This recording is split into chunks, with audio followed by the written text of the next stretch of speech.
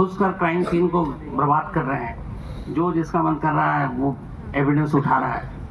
जो शुरुआत में नोएडा पुलिस, मतलब उससे पहले हुआ यह था कि 7 दिन तक दिल्ली में कई नेपाली नौकर के ऊपर इल्जाम लगा था कि वो मर्डर करते हैं। तो जब आरुषि की कहानी आई तो पहले यही कहा गया कि उनके घर में भी एक नेपाली नौकर था, हेमराज, कि उसी ने मारा और वो भाग गया। नेपाल तक नोएडा की पुलिस भेज दी गई थी और वो बेचारा हेमराज, उसकी लाश पड़ी हुई उसी घर में छत पर, जो 24 घंटे बाद दिखाई दी। तो नोएडा पुलिस उस घर तक, एक कहते हैं क्राइम सीन को हर जगह से देखना चाहिए, नोएडा पुलिस छत तक नहीं गई।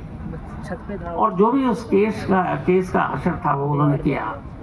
बाद में जब सीबीआई आई तो उसने उससे भी ज्यादा, उसे लगा कि इसमें कुछ है ही नहीं और क्लोजर रिपोर्ट उनका देना मजबूरी थी उनकी। बाद में आप देखिए कि फिर उसी क्लोजर रिपोर्ट पर चार्जशीट बनी। इलाहाबाद लोअर कोर्ट ने उम्र कैद की सजा सुनाई डॉक्टर नुपुर और राजेश तलवार को। इलाहाबाद हाई कोर्ट ने उनको बरी कर दिया, कहा आपकी कहानी तो बहुत अच्छी है लेकिन सबूत कोई नहीं है। सेम निठारी में हुआ। मतलब अगर किसी देश में 16 बच्चियों का एक इतना बड़ा मास मर्डर हो और इतने साल बाद भी कोई कातिल ही नहीं है, तो सवाल ये 16 बच्चियों को किसी ने नहीं मारा, इसका मतलब है। तो जब सीबीआई जैसी जांच एजेंसी अगर इस तरह से जांच करेगी तो फिर मैं वही कह रहा हूँ कि क्या क्या रोना रहे।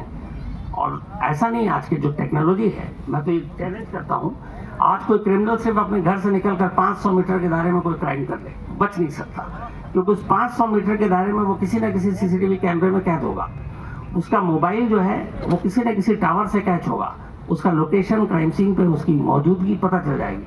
अब तो ऐसा इस टेक्नोलॉजी आ रही है कि अब डीएनए के लिए आपको आपके सैंपल की भी जरूरत नहीं है, एयरबोर्न डीएनए, आप अगर उस इलाके से गुजरे हैं हवा में आपका डीएनए आ जाएगा और उसके जरिए आप पकड़े जाएंगे। तो सब कुछ है, लेकिन विल होना चाहिए कि इस केस को कैसे सुलझाएं। और यही वजह है कि जो बड़े बड़े केसेस हैं वो अनसॉल्व है।